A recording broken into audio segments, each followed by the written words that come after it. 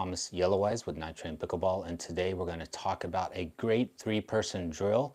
So for example, if you're expecting to play, you got 4 of you invited and 1 of you end up dropping out, or 3 people are able to make it, this is a great drill to do. Or if you are drilling and you want to do more than 2 people, so start do a few three-person drills, this is a great drill for it.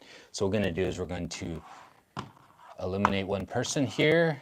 So this is going to be a great 3-person, and we're going to call it a drop drill or a drop shot drill, okay?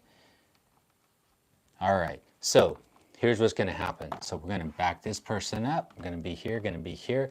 So there's a couple things that you can work on, and you can start with the very basics of it and just work on one aspect of it. And then as you guys are starting to get the rhythm of it, you're starting getting better at it, you can start adding a few more variables to it to make the challenge a little more, or to challenge you a little more, and to add another skill set to the drill, okay, to work on, right? So the very first one is, this is going to be essentially the feeder, but is also going to be the player that is going to be moving the ball around.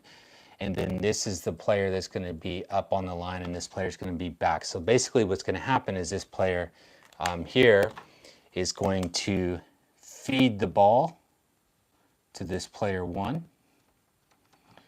And this player's job then becomes, they need to drop the ball successfully. They need to drop the ball successfully into the non-volley zone, okay?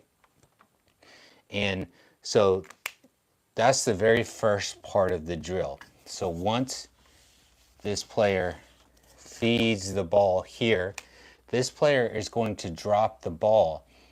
Now, if they get a successful drop, then this player is then going to turn around and take it off the hop and give it a successful dink to this player. And this player then is going to hit a nice easy drop or dink shot back, and then this player will again turn around and feed. So the idea is that the ball continues to move. So he feeds the ball, this player drops, dinks, dinks, feed, drops, dink, dink, feed, drops, dink, dink, okay? So that is the idea. So that's the very basic thing that we want to hit. So if this player hits a ball that's too long, then this player is just going to take it out of the air and drop it in here, and then this player will dink it back, and then we feed. And then again, if they hit it long, we're just dropping it in here, this player's dinking back. All right, so this is the first variation, is just to focus on, so number 1 is just to focus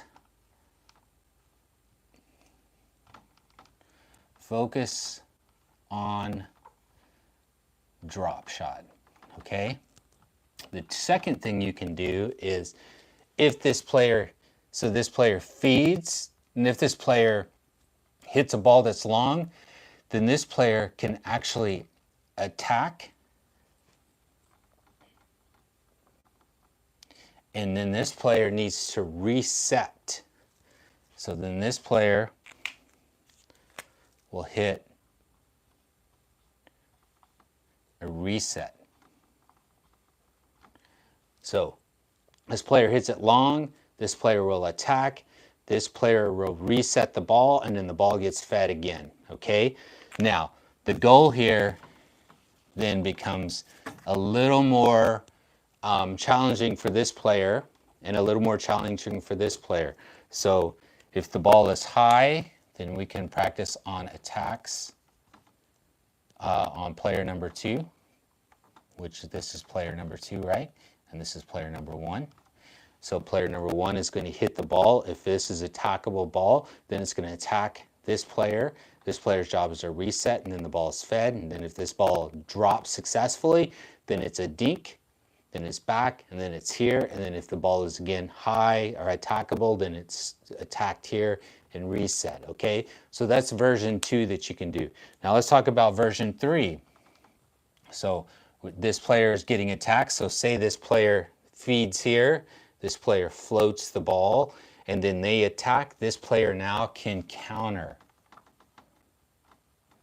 So now player 2, so let's do this way.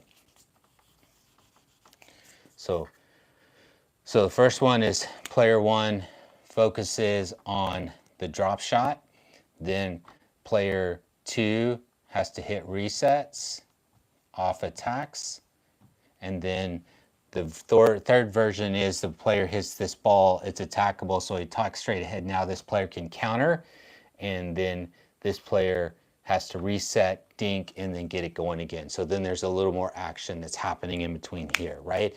So then what you do is then you just rotate. Everybody moves, and now do it again, right? But now we're in different positions, and then again we move and rotate. And once you do that, then you can switch sides and do the whole other side as well. But that's a great three-person drill to do. This is one we do a lot during our drill sessions during the week, at least once, because I want to simulate one of the best possible ways to duplicate what you're going to see on the court. And this is a great way to start doing game-like situation, and players can get ready, right? But you can enter it slowly, 1, 2, and 3. So start 1 as you're starting to see a lot of good things happen, then move to the second one. Second one's usually pretty, I don't want to say a shock, but a lot of players have to get used to it. So that one you may need to stick with for a little while before you get to number 3. Everybody wants to counter, but the reality is we also need to learn how to reset, okay? So that is a really great three-person drop shot drill to do if there's just 3 of you that show up, or if you're drilling and you want to drill with 3 people, okay? That's a great drill to do. So thank you for joining us for Whiteboard Wednesday. We are going to continue on just sharing drills probably for now, and cover a topic when another one comes up or suggested, right? So again, Thomas Shelowise, Night Train Pickleball. Thanks for joining us. We'll see you in the next Whiteboard Wednesday.